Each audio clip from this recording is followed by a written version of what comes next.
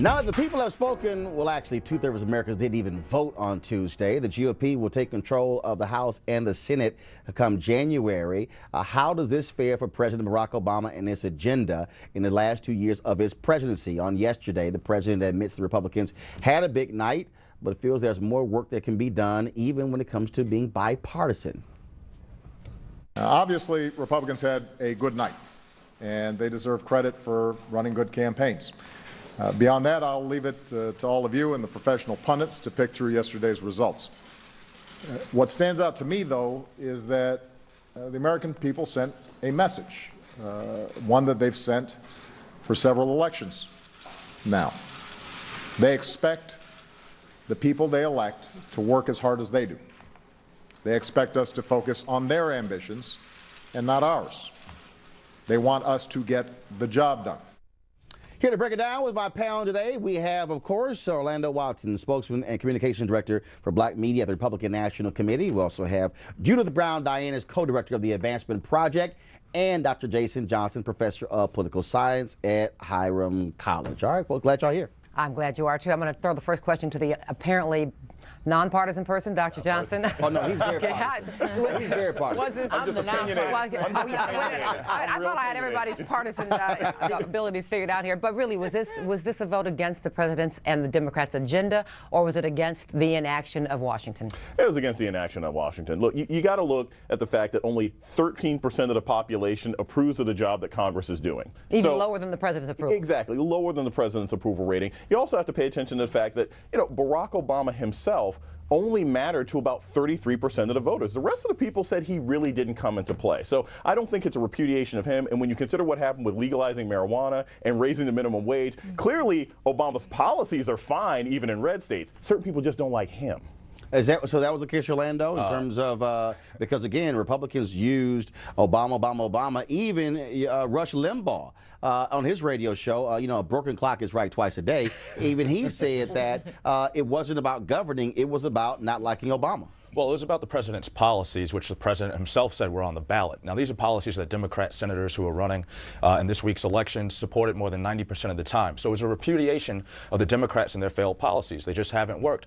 Democrats ran on hope and change in 2008 and 2012, but now people today are disappointed, disillusioned, and disapprove of the job that was done. I think Judith might disapprove what you just said. That's that 1/3 that voted, right? I mean, the president points out 2/3 of you didn't vote. How do you interpret them, though? How do you say what they want? Well, I mean, I think the 2/3 that didn't vote, I mean, midterms, we always have serious fall off in elections. And so we cannot extrapolate from what this meant. We can't say that this was a mandate. What we can say is that Congress hasn't done its job. What we can say is that the president actually doesn't put laws before Congress. Congress puts laws before Congress. And so he's taking a blame when actually Congress should be taking a blame, the Republicans as well as the Democrats. And the Democrats actually, they didn't do such a great job in turnout. But if you look at places like North Carolina, there was African Americans came out at 19% share of the vote like they had in past midterm elections. I think that in fact we're seeing more ground game, especially in places like North Carolina, because of the protests, the Moral Mondays protest. Well, the problem here wasn't a question of black voters. The problem with white folks. Exactly. I mean, the reality is, you look at Michelle Nunn in Georgia. She barely got 25% of white voters there. You look, and in fact, 80% of the people without who graduated from college voted for David Perdue, and 80% of whites, 70% of whites with a college degree voted for David Perdue. And so you saw white voters in a lot of places across the country saying, forget Democrats, going straight for the GOP. Why? Well, because they're unhappy, and that's the thing. Like, I get what Orlando says, I get what Judith says, but there's a general sense of disgust going on, and I think if you look at this electorate, the electorate that comes out in midterms is different from the electorate that you get during a presidential election. They're almost photo negatives of each other at this particular point. So Obama plays some role in this, but his policies, again, his policies were appreciated in most of these locations. People voted against their own interests, but they wanted his policies. And in fact, Orlando, you had states that actually passed the minimum wage. Yeah. Right. Right, that's absolutely right. But again, going back to the turnout, which Judith mentioned, I think the turnout problem is a voter enthusiasm problem, and voters just weren't enthusiastic about this election. The main thing being, they don't know what the Democrats have delivered on. You're talking about the Democrats not being able to get the white vote. Republicans have never been able to get a black vote, but now they seem to be moving in that direction. Orlando, that's obviously not an accident. It's not. It's something that we've made a conscious commitment to. We've invested time and resources and money into it at the Republican National Committee. We've started earlier than before.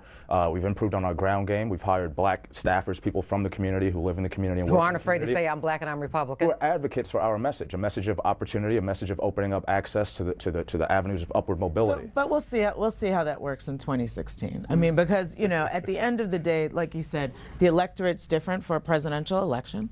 What will happen is, when Republicans take over a Congress, they go buck wild, right? And they go buck wild and become very extremist. So a part of the problem for the Republican Party is going to be the fight over the soul of the Republican Party. How far right is the party going to go before the presidential election? But on this whole point, though, in terms of where Democrats are, I think also in this election, Democrats made serious mistakes. And that is, if you look at the map, Republicans freaked out after 2012, but they ran a number of state legislatures, number of governor's mansions as well.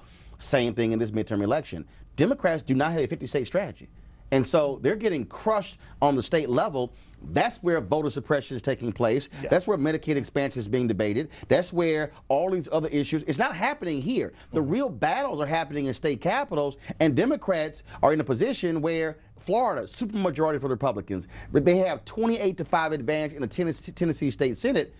Democrats have got to probably call Howard Dean and say, can you please dust off that plan you had, Jason? Roland is into the 50-state strategy. I want to warn you now. When you got destroyed on Tuesday, the map is the map. It's the only way you can win. And look, I talk about this all the time. We can't ignore the elephant in the room. Okay, you got a lot of low-level sort of racial hostility. A lot of these things that we see about voter suppression, there's tons of research that shows this is about repressing black voters, repressing Latino voters. All of those things happen on the state level. There has to be more responsibility, not just from the Democratic Party, but from African Americans and minorities in general, to vote at the local level. If there's anything we learned from Ferguson and what happened with George Zimmerman, your county attorney, your state's attorney, your state reps, those races matter too. And I think that's a big loss for a lot of people in this country. And the Democratic Party. Hold tight one second, got to pay a couple of bills.